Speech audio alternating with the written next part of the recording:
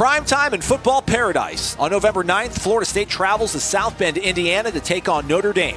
Make the trip and take the stress of planning off the table with a package from Gameday Excursions. From a yacht party through downtown Chicago to a pregame tailgate or transportation from Chi-Town to Notre Dame Stadium, Gameday Excursions has you covered. Head to GameDayExcursions.com to book your trip and be sure to use the promo code WARCHANT for a $10 discount. Check out GameDayExcursions.com.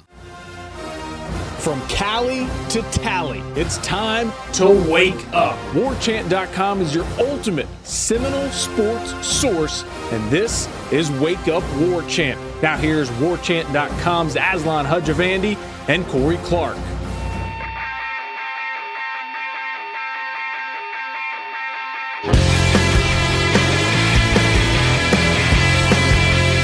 Wake up! November is here. I'm not going to play November Rain because that's a sad song, Corey. I feel good about what the future holds for you, I, the Knowles, all of us. How are you, friend? I'm good, buddy. How are you doing? Good, man. November. Can you believe it? It's here. It's like fall almost. It's crazy. Pretty soon it'll be the new year. It'll be 2019, which is nuts. I'll be 44 a few months after that, and essentially we're all just one day closer to death. You ain't lying, brother. You ain't lying. So you know what? YOLO. Enjoy the day. Seize the day, as the Latins used to say. Yes. All right, folks, we're going to do Renegade Express coming up here shortly. A reminder that tomorrow on Friday we'll do a phone call Friday. Give us a call, 850-792-5730. You see the cadence I had right there, Corey? I'd be a great quarterback, right? Like perfect cadence. People could write it down. 850-792-5730. Do it. That's one thing, man. When you watch you don't hear it as much in college for some reason, but the NFL games, you hear every word the quarterback is saying. Yeah, they got to get those mics out there. But I don't remember that growing up. Like that, No, I think was Peyton Manning the first one with Omaha. Like he's the first one they decided, okay, let's essentially mic these quarterbacks up so we hear what they're saying.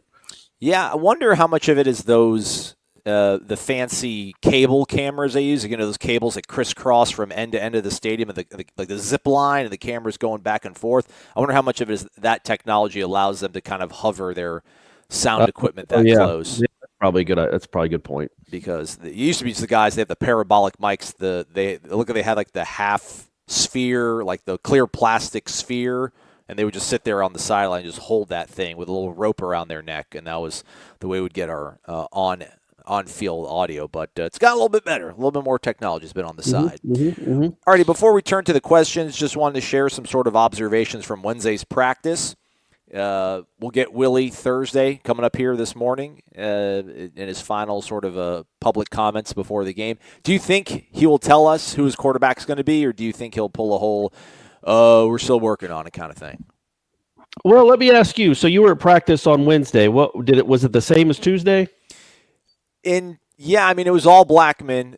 I saw DeAndre make one handoff during a drill, and DeAndre didn't even have a knee brace on, which I thought, I'm like, ooh, that's cool. Maybe he's got some sort of, I need to let go of this Linus blanket and go out there and play football. But then Ira, the great Ira Schofel, our managing editor, pointed out the fact that just probably means that he's not going to practice at all because all the quarterbacks seem to have that brace on their plant leg. So if he doesn't have it on, that probably just meant that he wasn't going to practice at all. So, yeah, man, I think we'll see. I mean, I don't really know what kind of competitive advantage it would be for NC State to know one way or the other who the quarterback is. I mean, it's the same offense. What are they going to game plan for James Blackman differently than they would Francois? I mean, I don't think so. So I think if he knows for sure, which by Thursday he should, since their big practices are out of the way, I would think he'd tell us who the quarterback is going to be. But you know what? You never know, Aslan. You never know. You never do know. I am going to ask him, though, I wonder when's the last – I need to almost go back into the videos that I've been shooting. I want to go back and see when's the last time they were in full pads because, again, on Wednesday, which you would imagine is their big banging day, the big heavy hitting day, again, helmet and shoulder pads. No pads on the lower half of the human body there. So, and I will say this though, some observations about practice.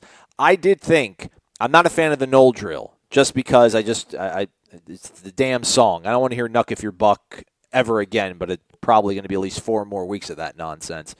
I thought that was by far the best null drill in terms of the energy the guys had. Cam and Brian Burns were jawing back and forth, but they were both smiling and grinning. It looked like they were having fun out there. And I know that might upset some people that a 4-4 team is maybe having fun at practice. But remember, this is what you guys signed up for. This is what you liked. You didn't like that everybody was miserable back in the day when they were doing poorly. So maybe this will change things. But I really thought that there was a good energy. There was a good vibe. And, man, the first 3 or 4 matchups, and I forgot who was doing some. I know Chaz Neal got a win, and Chaz Neal was super excited. Everybody was happy for him. But just the sound of it, Corey, I know that kind of sounds silly, but there was just a certain sound that I had not heard at any point when they had been doing these drills the entire season. So I felt like, it was like you could hear the pads popping, not to sound all cliche and corny, but there was just a certain oomph. There's an oomph out there on Wednesday during that drill that made me think, all right, good. And Willie was running around back and forth. He was chirping himself. I remember there was one rep where Bavion Johnson was up, and he got down and had his mic, or not his mic, but his whistle, and he was like close to Bavion. I was like, hey, I heard you're a star, man. I keep hearing you're a star. Show me you're a star. And it was just good to see everybody engaged and excited, and they were physical and nothing crazy. Derek Kelly and Wally May went head to head again, and there was no nonsense of throwing helmets and trying to fight one another. So I was encouraged by that. I would not be who I am. I would not be the son of Khosrow and Homa if I did not also bring some negativity to the show. Well, I was wondering what was going on with that. There's no way you're just going to finish that. Setting you up. I just don't know what's fair to expect out of James Blackman on Saturday and maybe even moving forward. Again, and I don't want to extrapolate way too much from it, but when they did their whole 11 on air thing where it's all about tempo. He hands the ball off, he keeps it himself, he throws it, and there's a student assistant who marks it on that closest hash, and they all have to run and line up and do it again. There is 2 times where there seemed to be some sort of signals cross. Walt Bell raised his voice, and it looked like they didn't even get the last rep in. They're pretty on schedule in terms of when it's time on that clock, when it shows the next period's about to come up. If you screwed up, they're not going to stop the train for you. They're going to go to the next drill, and I guess you kind of have to let that linger and maybe eat at you, and that way you won't repeat your mistake. But even James Blackman was running back to midfield to start the new drill, and he was shaking his head at himself, showing kind of that he was disappointed in himself for either getting the wrong call or not getting his guys lined up or something like that. And maybe it wasn't even him. Maybe just disappointed that him as the quarterback just had something bad happen on his watch. It's crazy because they do the same thing, Corey. Every single period, for at least when we're there, is practically the same thing. And the fact that they're not able to do these things crisply at week 9, like, good gosh, guys, what are we doing out there? But again, that he went on later in the practice that we saw when he was throwing to the receivers. Looked pretty crisp. I don't think I saw one ball off the arm of James Blackman hit the ground, so that was encouraging. So I'll go off on a high note. Well, that's good, man. That's good that you finished high. Yeah, man. I certainly don't expect James Blackman to be some magical elixir, that's going to turn this offense into even a competent one. I just don't understand the point of going. There could be. He's got to bring something different. Maybe not much. Certainly, maybe not enough to turn this into even, like I said, a good offense. But maybe he takes more deep shots. Maybe he just has an inclination to look at 15 more. Whatever. Maybe he keeps the ball a couple more times. He couldn't keep it less than DeAndre. And actually, I honestly think DeAndre ran for 1 first down in the first 8 games of the season. I can only remember one, and it was the one against Miami? Syracuse. Okay, no, Syracuse. Oh, yeah.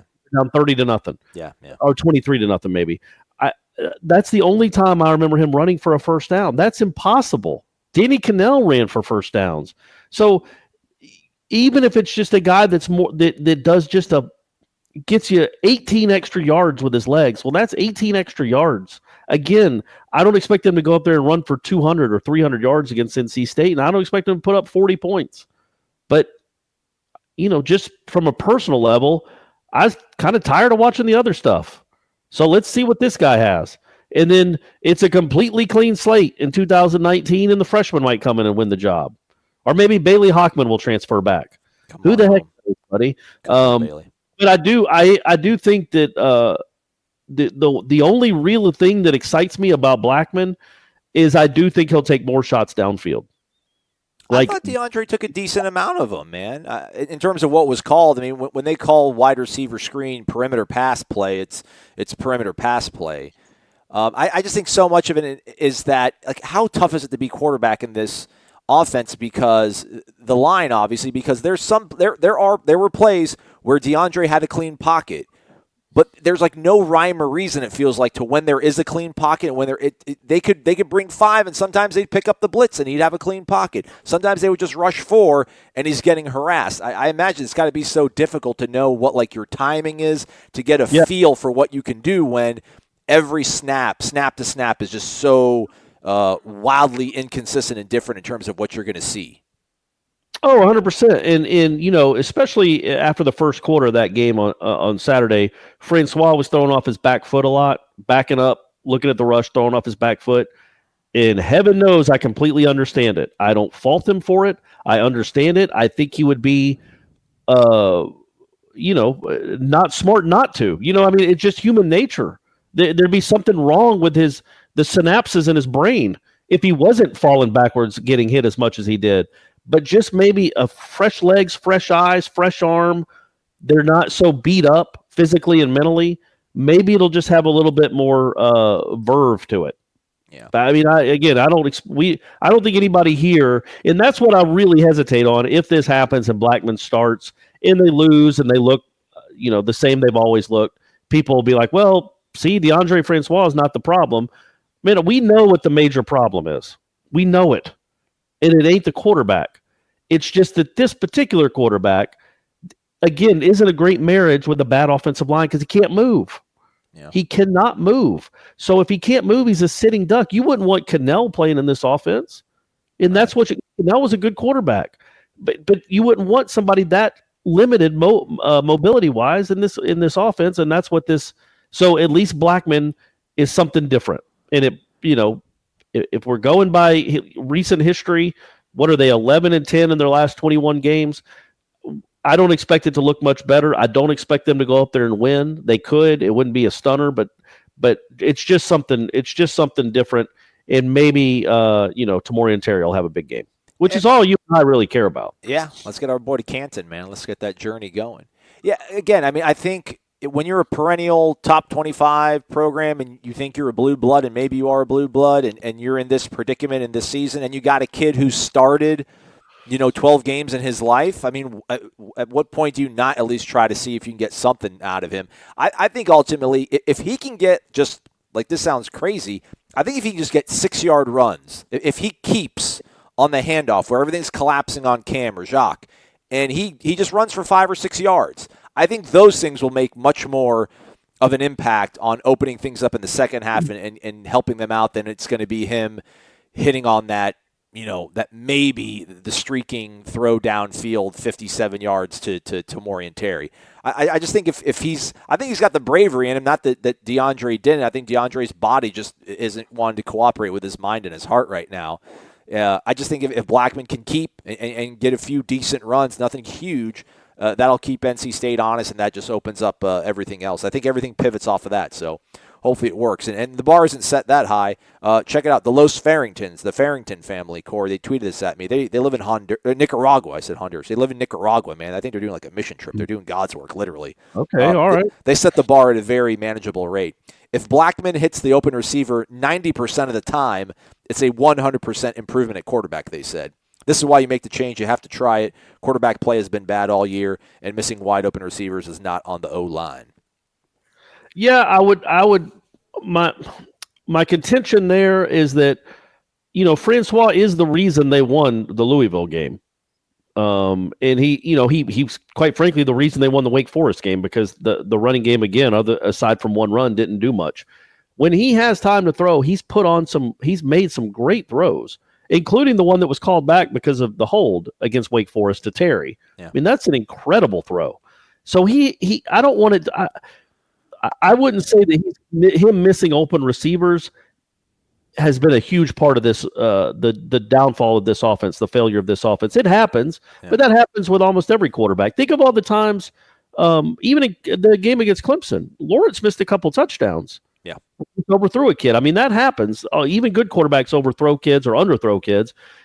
But when you've been battered and bruised and almost beheaded, as much as DeAndre Francois has, it's natural to not maybe to be getting rid of the ball a little quicker before the kid's out of his cut or before you see the depth that he's taken, and it looks like you've missed it terribly when you're really just so, I don't want to say rattled because that's a negative, that's a pejorative, but you understand why he would want to get rid of the ball quickly because he keeps getting hit, and he's been told by his coach with good reason, quit holding on to the ball too long. Yeah. So there's a lot at work there. I think the biggest thing again with the quarterback is, the quarterback does control a lot of this running game. Not meaning he's Quentin Flowers and going to run for 1,600 yards in a season, but he does control how long to hold it, when to pull it, what to read, when to pull it and throw it, all that stuff. And it seems like that's kind of devolved. It's not devolved. It's never gotten going with DeAndre. And it's not, I don't see, has there been any inclination that it will moving forward? Right. Maybe for whatever reason, James Blackman in a game does it better. I'm not counting on that. I'm not saying it's going to happen. I mean, I think he will move better, but that doesn't mean the offense will move better. I think he's just fresher legs and can run a little bit, but maybe something changes. But no going in that it probably won't. But that just because it probably won't and the offense is still going to struggle, I don't think that's a reason to just say keep the status quo. Show your fans you're trying something different. Show your team that you're trying something different. They love this kid. Give him a shot. Literally, what do you have to lose? Yeah. I mean, my only thing, and then we'll kind of pivot to the first question here, which actually deals with DeAndre Francois. There's a lot of folks who just were really down on James Blackman after last season, didn't think he was FSU caliber and all that sort of stuff. I just feel like that part of the rafters is going to get loud on War Chant if for whatever reason he doesn't have a good game. And the crazy thing is, but what do they think? Are they happy with what they've been seeing? Yeah, I don't know. Yeah, it's crazy how all this stuff works. The odd thing here is that NC State actually ranks 8th in the nation in rushing defense. Their passing defense is what's terrible. And you would think that, with DeAndre being the more talented passer, the thrower, that if he was, ultimately this is probably, I would think, is going to be a health move. I don't know if it's going to be because of performance. I would think if there is going to be a change made, it has to be because of health, because this sounds like another Wake Forest almost in terms of it. Well, actually, no, the opposite, transfers. Wake Forest had a horrible rush defense. I think they were terrible overall on defense, but NC State at least has an Achilles with their passing defense being a little down. Their run defense is quite stout. All right, let's get to it, Corey, real quick. Well, not real quick. Well, we're just going to start, but we're going to meander through it fairly at a nice clip. GSL 7532 asks, do you guys think that DeAndre Francois, and he put him down as D12, everyone's doing D12, JB1. Can we just call them James and DeAndre, everybody? Can we just call them James and DeAndre? JB1. All right, do you guys think that DeAndre is a transfer candidate? It's a two-parter. First off, unless he's going to get his degree, I don't know. We sat here for the last 3 weeks and talked about it's not a good marriage for his skill set in this offense, and if he only has one more year, maybe he is better served trying to go somewhere that's going to run something. But then you have to relearn a new scheme, and I don't know. That's a good question. It's tough to figure out. I would expect one of them to not be here next year, just the way the current climate of college football is. I think if he could graduate, he could go somewhere and be a graduate player for 1 year.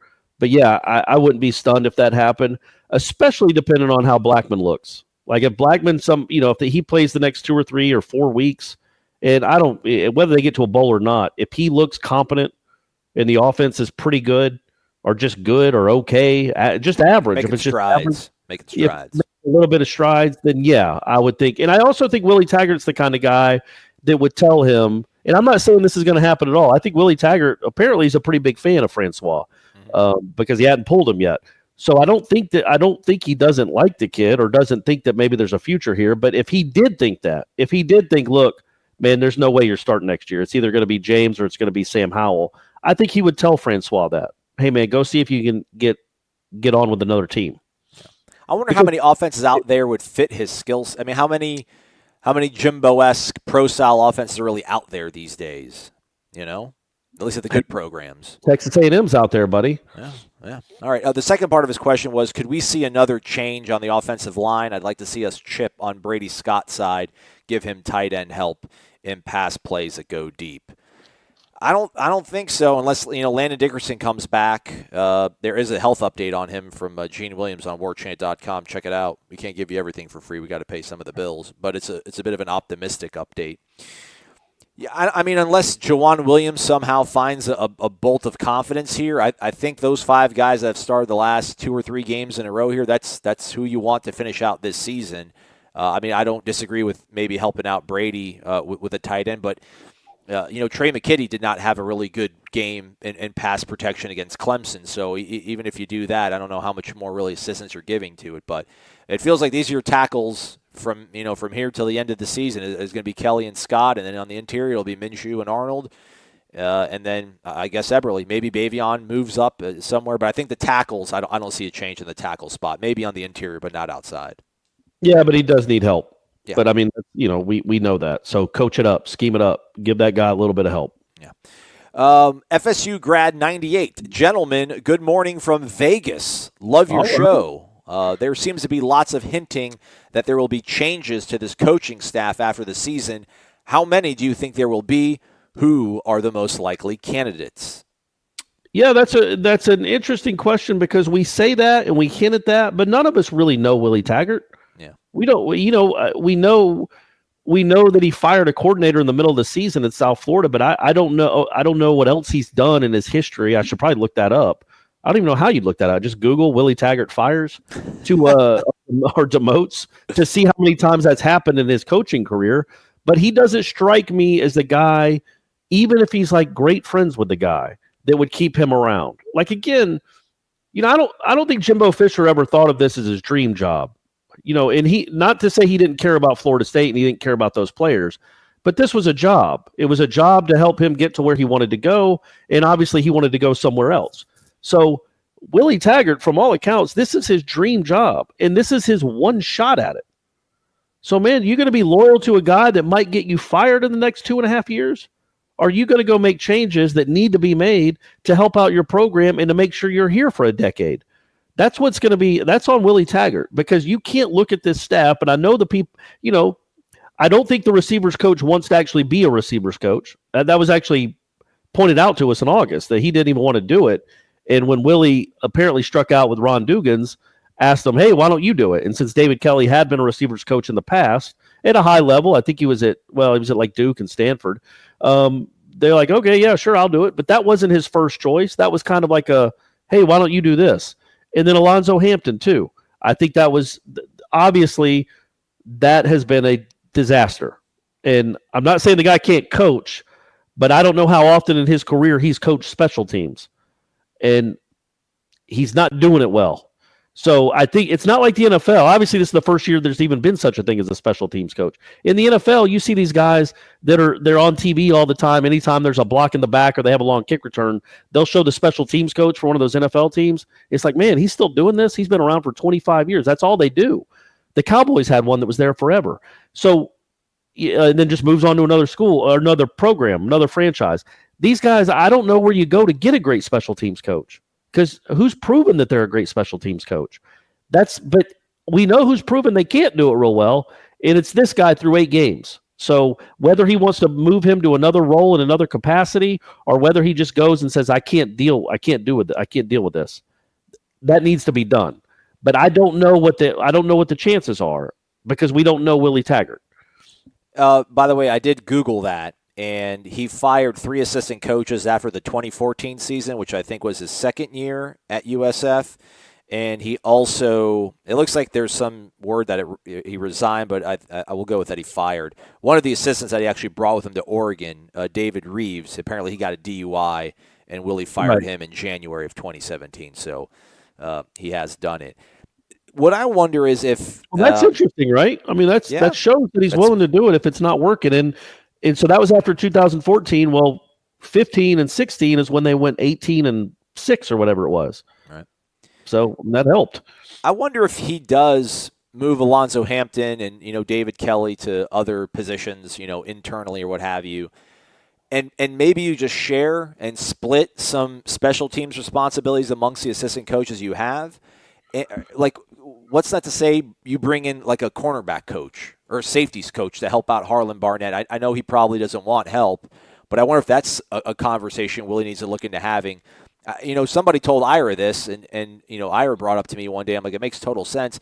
I mean, think about a guy like we all love Odell. Odell's the man. I'm not trying to diminish anything Odell's doing. Odell is the defensive tackles coach. There is a defensive ends coach.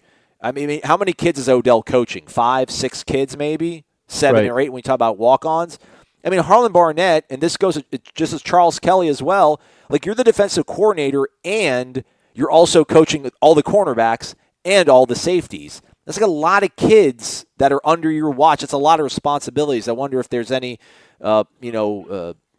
credence into maybe looking at and giving help if he needs it. I mean, I'm sure he probably thinks he doesn't, but sometimes you have to make tough decisions, and maybe Willie needs to look at it and be like, listen, I think it wouldn't hurt. I think we can make it work if he splits this sort of thing with you, and maybe that's a potential solution. I guess just because you can have a special teams coach doesn't mean you need to do it. Yeah. You can get 10 full-time assistants now. That doesn't mean that one of them has to be dedicated full-time to special teams, because quite frankly, if I had been the special teams coach for the first 8 games, could I have done any worse? The one thing I would have done is I'd say, hey, man, as long as the kick is airborne and it gets past, say, the 18-yard line, you're fair catching it. Yeah. You're fair catching it, and we're starting at the 25. Quit making us start at the 9. Florida Mom 777, Aslan and Corey, with the way Willie Taggart is trying to eliminate the toxic culture of the program, do you worry that this rebuild may go the same way of the University of Texas, in the sense that he may eliminate so much talent that he will not be able to play going into the future? Thank you. Keep up the good work. Yeah, I think that was brought up on headlines. I don't know if a questioner did or Jeff and Ira brought it up about how Charlie Strong, you remember he kicked off like 10 or just turds off that team. Well, guess what, man? Some of them were kind of talented, and you lost a lot. And then you never got it back on track, and then you lost to Kansas, and that was a wrap. So there's a fine line between being a hard ass and being a straight disciplinarian and winning football games. I mean, you can't – I just don't – you don't look around the country and see guys that are just straight up crazy disciplinarians winning a bunch of games. I mean, I know Nick Saban is looked at as a hard ass, but he's not punishing kids left and right. And you remember Mark Richt at Georgia? Oh yeah. Every time they played South Carolina, Steve Spurrier joked about it because they would always play Georgia the second game of the year. He's like, yeah, we get to play them before their suspended guys are back. He joked about it every year because it was true. Some guy in Georgia would 4 players would get arrested for underage drinking because the Athens police just didn't want a good football program. I mean, they weren't doing violent crimes is my point. They would get arrested for jaywalking and being drunk publicly. And so Mark Richt would suspend him for the first 2 games of the season. Great. Well, you start 1-1 every year. So I don't think he'll go the route of Charlie Strong when it comes to that. I don't. But I do think there needs to be some of that. Sure. And I think he needs to prove to the kids he's brought in and the kids he will bring in next year that he's not going to play seniors just because they're seniors. And if kids he's going to hold kids accountable. And if say they don't go to class, or they're bad teammates, or they're cancers in the locker room, or they don't try hard, they're not going to play. And I don't think you're losing a lot when you do that anyway. So, we'll see. I just, the impressions I get of Willie Taggart, again, we don't know him because we've only been watching him for now since December. I think he's the kind of guy that will do what's best for the program.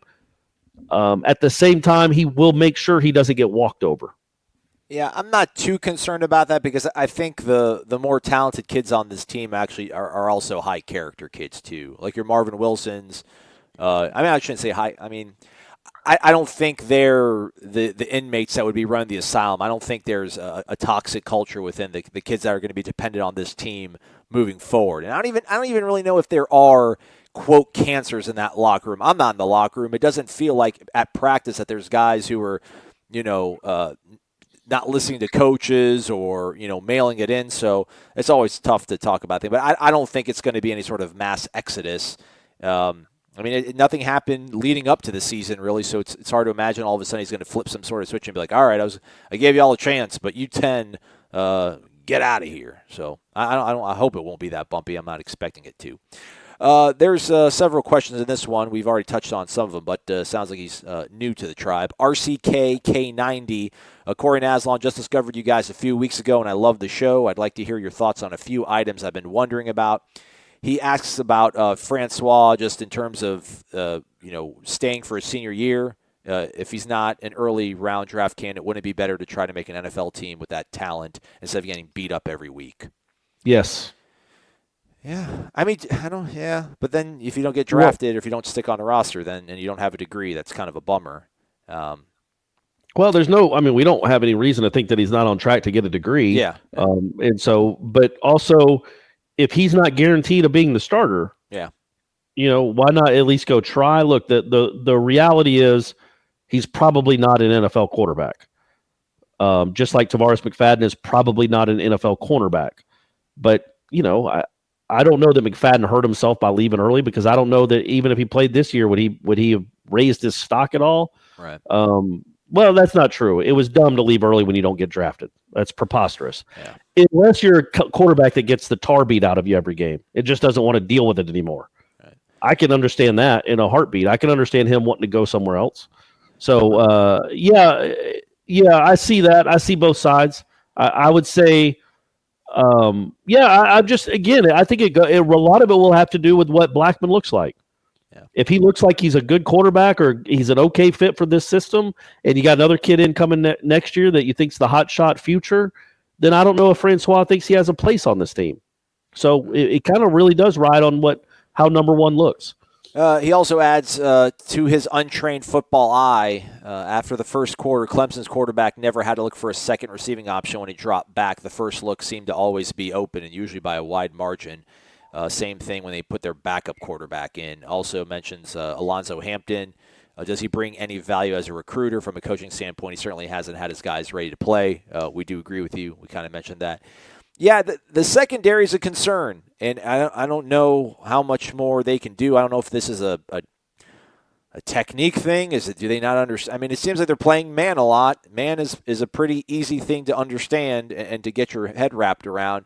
The secondary is a problem, and they're playing the young guys. So obviously Asante and AJ Litton are nowhere near close to touching their ceiling. So I guess the hope is that maybe by the end of November, they'll be a lot better than what we've seen against Clemson. Plus, Clemson's got some pretty good receivers, so not that much shame in getting beat, although you never do want to get beat as a cornerback. Yeah, but again, you're right. Those guys are good. It's hard to judge how bad or good a secondary is by this game. Now, there have been other moments where you can say, okay, that leaves a little bit to be desired. But overall, the secondary's been okay. Not great, not spectacular by any stretch. Probably the worst here in at least 7 or 8 years. But, it's been serviceable. It was just humiliated Saturday, but then the whole team was. Yeah. Maxwell Gibbs, friend of the program, asking about Alonzo Hampton, but we've already talked about that. But he does add at the end of his question, what celebrity have you ever been told that you look like? Maxwell says that he constantly is told that he looks similar to Julian Edelman. Oh, okay. Well, good for him. Modest man, Modest Max. He can play that out. I have been told people, you might know the name. It's Joss Whedon. I think it's Wheedon. He's involved in all those Marvel movies. I think he wrote a couple of them. He might have written Iron Man, or he directed a couple of them. Oh, yeah. You got a roundish head and small beady eyes and a beard. And the whole thing, the eyes and the smirk he makes if you see him smiling. Yeah. The cheeks. Yeah. The cheeks are where it's at. So I'm convinced people go look it up. It's Joss. How's it spelled? Joss is the first name, and then Whedon is Wheedon. Joss Whedon. Right. And what does he do? Can you read his credits? Like what? Joseph Hill Whedon is an American screenwriter, director, producer, comic book writer, and composer. That's what it says instantly when you Google him. I'm not going to go through his IMDb because we got things to do. Apparently, he was involved with Buffy the Vampire Slayer, which is there you go. Yeah. And then he hit one of the Marvel movies, I'm sure, and it's a gazillionaire. Avengers. But anyway, Avengers. there you go. So I'm convinced that if I went to like Comic-Con, okay. I mean, they would be all over me. All right. Okay. And I wouldn't lie and say, no. He looks so much like me that it wouldn't even be a question like, oh God, Joss Whedon's here. Right. And then I would just sit back and take it all in. Right on. I'm told every now and then a guy named George Clooney. So it's kind of weird. Yeah, no, I've heard of him too. People have told me I look like, I guess, the host of Catfish. His name is Nev. I've never even seen it, but apparently, plenty of girls back in my single days on the Tinder machine would be like, "You look like the guy from Catfish. You're not catfishing me, are you?" Ha ha ha ha. I'm like, no, I wouldn't do such a thing. They would text you in that voice? I would think so. Yeah, women don't sound like that. It's 2018 now. They sound like regular human beings. Right. Georgia drummer, 86. FSU could start James Blackman this Saturday with him having almost 0 meaningful snaps in a game. Taggart could have used Blackman against Tech and Syracuse to possibly spark, or maybe use them extensively in the Wake and Clemson games during garbage time. Instead, he kept Blackman on the sideline like he was a former Tinder date who showed up to his wedding until Francois got hurt. How badly could Taggart's refusal to put Blackman in games hurt us on Saturday? As always, great job, guys, and go Noles. That's a fair criticism. He's had opportunities to play this kid, and it's not like he's putting out a walk-on, and he just hasn't done it. Well, even when it was 24-3 against Virginia Tech, he still had Francois throwing interceptions. And I don't know if it's just because he didn't want to hurt the kid's confidence. He definitely thinks Francois is the better option, because otherwise, how do you explain the last 8 weeks? Right. But yeah, there were opportunities where he wouldn't do, even against Syracuse. Francois has taken all the snaps, bizarrely. So yeah, that's a fair criticism. Blackman hasn't gotten any work at all, except even in that game, he wasn't going to take him out. When he didn't take him out, it was 52-3. That's nuts. You should be, especially against that team with that offensive line, you should be trying to protect them. And he ends up getting hurt. To what degree, we don't know. If it's a concussion, if it's a leg injury, whatever it is, we don't know. But he got hurt and had to be helped off the field in a 52-3 game. Right. That's if he's your true starting quarterback that you truly believe gives you the best chance to win each week, that was a really, really unintelligent decision.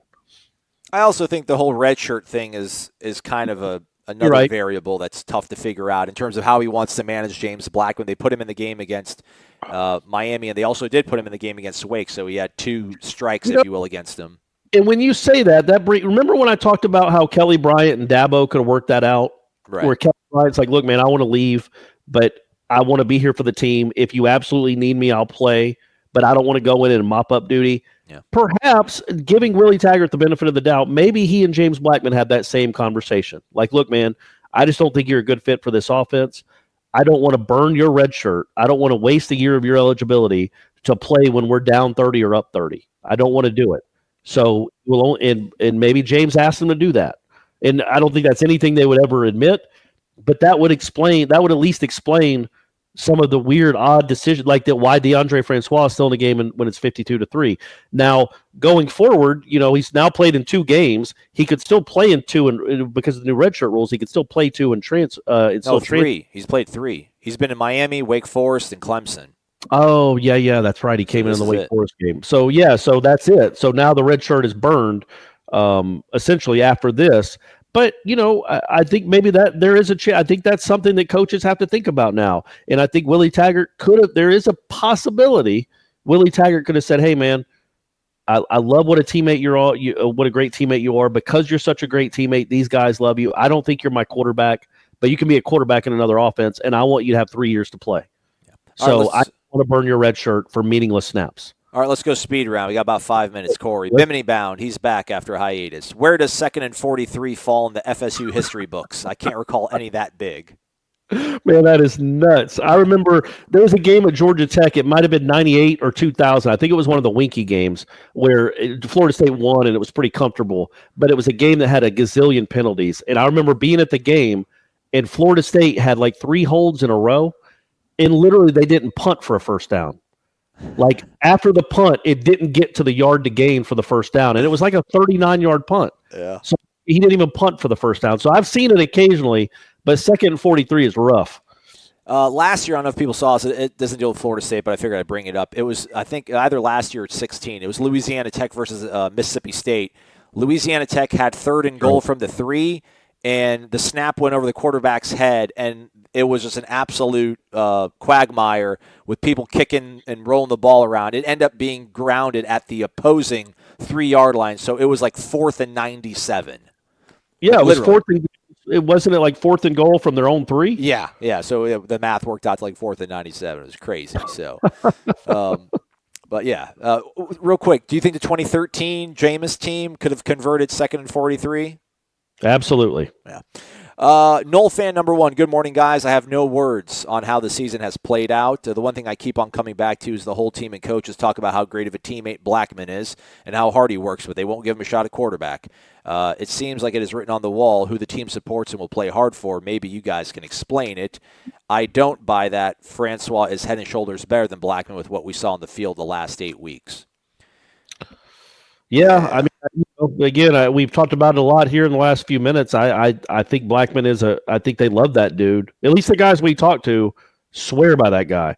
They just love him. And so golly, you hope the kids don't play harder for one guy and not the other. You think you're playing hard because that's what you're at school to do. That's what you're on the team to do, is to play hard.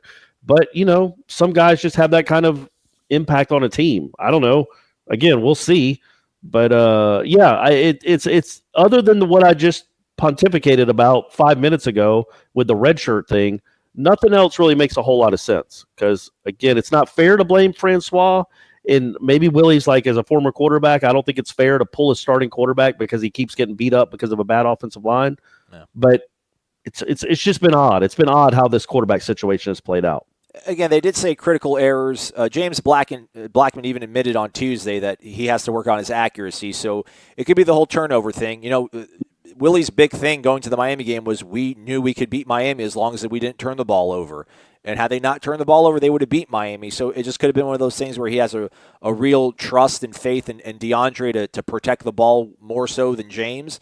And he knew that the only way he was going to win games was to not game manage, but not to turn the ball over, not to beat themselves, and DeAndre was the guy that wasn't going to turn the ball over. But again, we're here at this point. That hasn't come to play out either. Yeah. Francois turns the ball over too. Yeah. And last one comes from Grumpy BK. It's another thing, it's not really so much a question, but we'll let him get his thoughts out. He's a member, warchant.com. Use the promo code warchant30 to join the family for 30 free days. He said he felt strongly that Francois was the better quarterback for our system heading into the season, but I never fathomed he would be as slow and awkward as he is on the run. He literally does not know how to slide. I also did not expect he would struggle so much with RPO reads. He is damn good throwing lasers out of the pocket without pressure, but when the pocket starts to collapse, he is hurting the team with indecision.